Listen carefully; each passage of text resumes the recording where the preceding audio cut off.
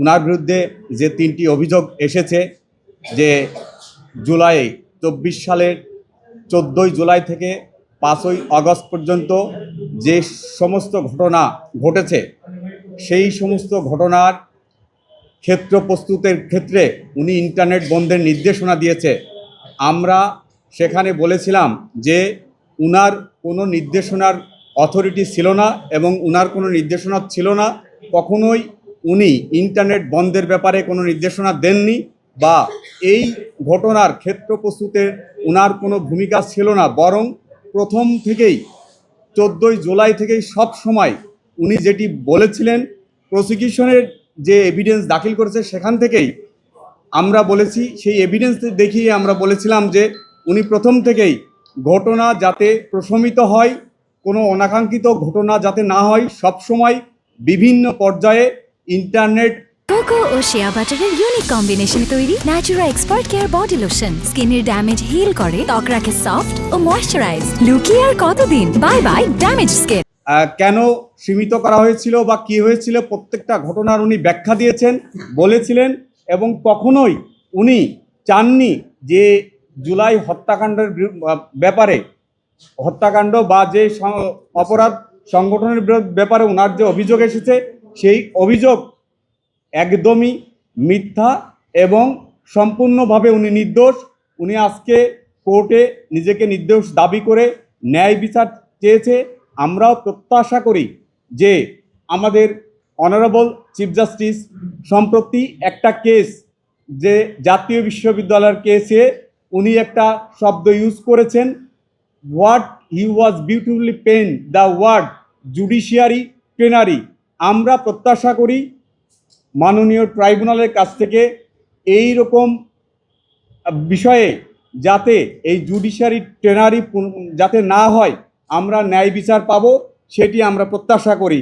এবং ওনার বিরুদ্ধে যে অভিযোগ এনেছে প্রসিকিউশন, আমরা সাক্ষ্য, ওনাদের সাক্ষ্য থেকেই প্রমাণ করতে সক্ষম হব বলে প্রত্যাশা করি যে উনি নির্দোষ ছিলেন। উনি কোনো ইন্টারনেট বন্ধের ব্যাপারে বা এই যে ওনার বিরুদ্ধে যে অভিযোগ এনেছে, সেই অভিযোগের ব্যাপারে ওনার কোনো সংশ্লিষ্টতা ছিল না, ওনার কোনো নির্দেশনা ছিল না।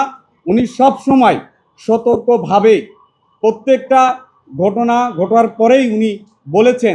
এখানে ট্রাইব্যুনাল একটি বিষয় উল্লেখ করেছে, অভিযোগের যখন ট্রাইব্যুনাল মৌখিকভাবে অভিযোগ পাঠ করে তখন একটি বিষয়, একটা কনভারসেশনের ব্যাপারে উল্লেখ করছেন। সেই কনভারসেশন কিন্তু 23শে জুলাই, যখন 23 তারিখেই যে ইন্টারনেট আবার পুনরায় চালু করা হয়, ওনারা প্রসিকিউশন বলার চেষ্টা করেছেন এটাকে ষড়যন্ত্র বলেছেন, ক্ষেত্র প্রস্তুতের ফ্যাসিলিটেট করার যে ষড়যন্ত্র সেটি বলেছেন।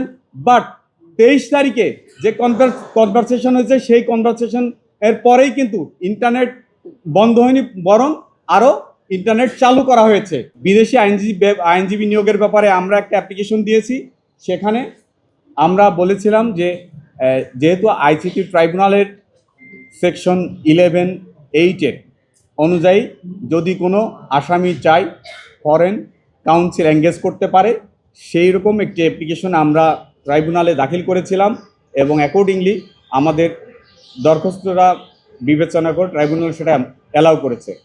নট অ্যাট অল উনার বিরুদ্ধে যে অভিযোগ বলছে যে হত্যাকাণ্ড প্রস্তুত, ক্ষেত্র প্রস্তুত, ইন্টারনেট বন্ধ করে ক্ষেত্র প্রস্তুত করেছেন, এই অভিযোগ এনেছেন।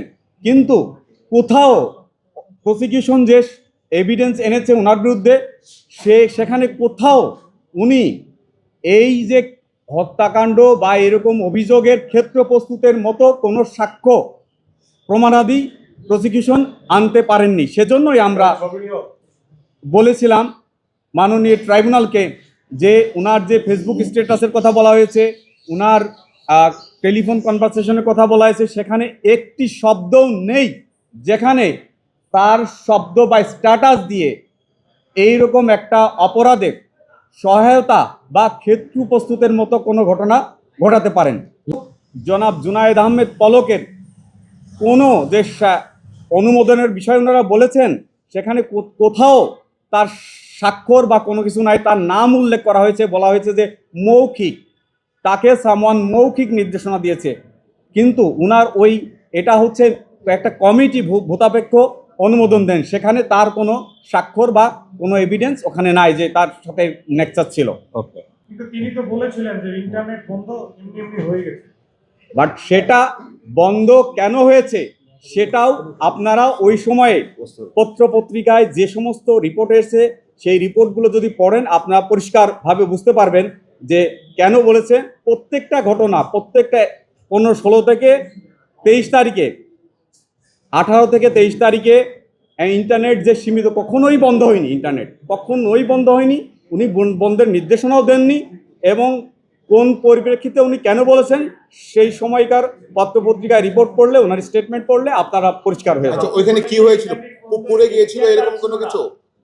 সেটা উনি যেটা বলেছিলেন যে ওই ইন্টারনেট যে সার্ভিস অ্যাসোসিয়েশনের সভাপতির উদ্ধৃতি দিয়ে উনাকে বলা হয়েছিল, উনাকে বিটিআরসির চেয়ারম্যান উনাকে বলেছিল যে মহাখালীতে এরকম একটি ডাটা সেন্টার পড়ে গেছে। সেইটার প্রেক্ষিতে বিটিআরসি চেয়ারম্যানের উদ্ধৃতি করে উনি বলেছিলেন যে উনাকে বলেছেন সে যে এইটা পুড়ে গেছে, সেইটার প্রেক্ষিতে উনি বলেছেন যে সাময়িকভাবে ক্ষতিগ্রস্ত হয়েছে।